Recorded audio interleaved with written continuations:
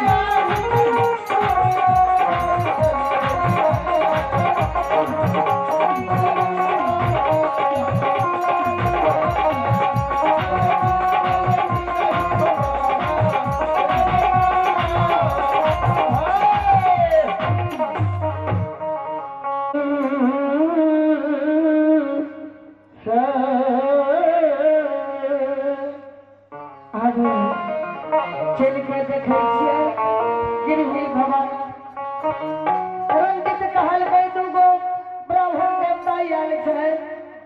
चल के देखे छिए झूठ बात छै कि सच बात छै।